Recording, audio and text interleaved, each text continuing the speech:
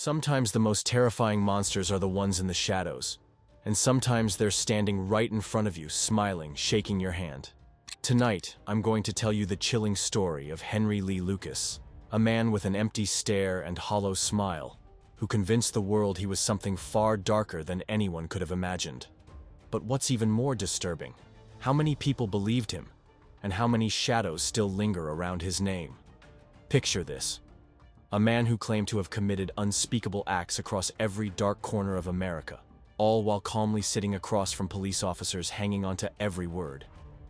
But was it real? Or was it something far more sinister? A game of lies that left real ghosts in its wake? Stay with me, because once we start, there's no turning back. Henry Lee Lucas was no ordinary man. From the moment he was born, something was off. Born in a decaying log cabin deep in the woods of Virginia, Henry's childhood was a nightmare you couldn't wake up from. His mother, as cold and ruthless as winter itself, forced him to watch as strange men came and went, their faces lost in smoke and shadow, their voices low and threatening. If Henry turned away, she beat him, and then laughed, as if her cruelty gave her life. Even as a boy, Henry drifted through life like a ghost, one glassy eye, a chilling reminder of a violent attack by his own brother, staring blankly at a world that had shown him nothing but pain. And maybe, just maybe, that's where the darkness first took root. But the true horror wouldn't come to light until years later. In the sweltering streets of Florida, Lucas found a companion as dark as himself, Otis Toole, a man with an empty smile and eyes that glinted cold. To outsiders, they were just drifters, wandering from town to town, appearing like an unpredictable storm. But ask anyone who crossed paths with them, and they'd say something about them wasn't right. They met in the shadows of a rundown soup kitchen, hungry for more than food. Some say they whispered about unspeakable things. Others said they laughed when no one was watching, a laugh that made your skin crawl. And it wasn't just the two of them. Soon, an innocent face was pulled into their twisted orbit. Becky Powell, a young girl with a childlike mind, clinging to Henry as if he were her protector. But who was protecting her? In the summer of 1982, Becky Powell and an elderly woman named Kate Rich disappeared. No screams, no trace, just empty rooms and a silence heavier than a grave. The townsfolk whispered about what might have happened, though no one dared say it aloud. When Henry was finally arrested, sitting there quietly, almost as if waiting, the stories started spilling out. He spoke of dark fields where no light ever touched, of nights when even the wind stood still. And he spoke of Becky, the girl who had trusted him, the girl who walked with him into the night and never returned. But was it true? Or the beginning of something even darker? A web of lies so intricate, even the police were trapped in it. Behind cold steel bars, Henry talked. First about Becky and Kate. But soon, his confessions grew bolder, his gaze darker. He claimed to have killed hundreds, across dozens of states. Desperate for answers, police leaned in. They took him to crime scenes, fed him details, and Henry gave them backstories that matched exactly what they wanted to hear. And here's where the nightmare takes a terrifying twist. Because as Henry confessed, cases were closed. Families were told they had answers. And the world believed that the man smiling behind bars was America's worst nightmare. But something wasn't right. Journalists, the brave ones, started to notice cracks in his story. How could Henry be in Texas and Florida on the same day when they were hundreds of miles apart? How could he know details that were never made public, unless someone gave them to him? And then came the most chilling question of all. What if Henry hadn't done any of it?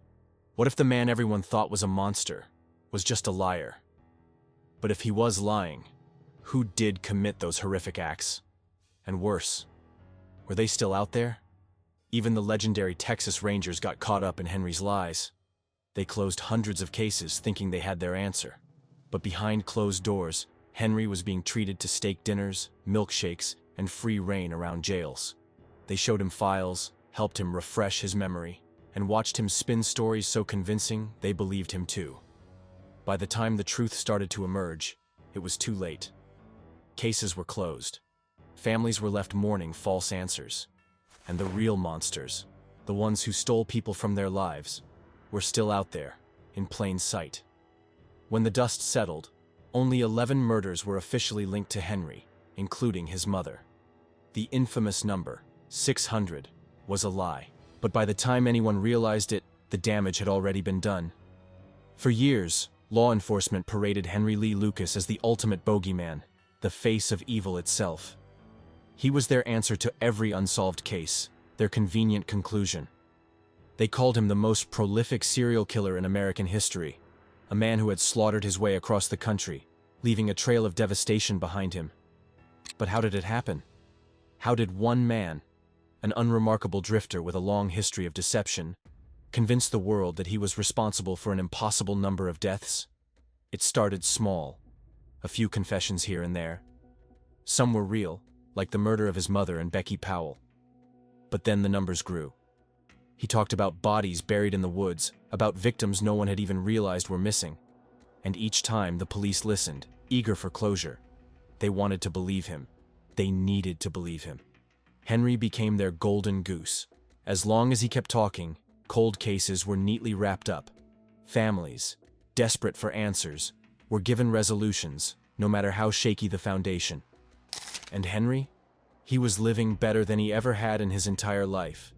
Steak dinners, strawberry milkshakes, cigarettes, and endless attention. Things a man like him had never been offered before. The more he gave them, the more they rewarded him. And Henry, ever the chameleon, knew exactly what they wanted to hear. He memorized case files they let him peek at. He studied the reactions of detectives as he spoke, fine-tuning his stories in real time. He repeated back details that were secret, but only because they had been whispered to him in the interrogation room. The truth was, Henry had become a performer, and the world was his stage. But not everyone bought into his act.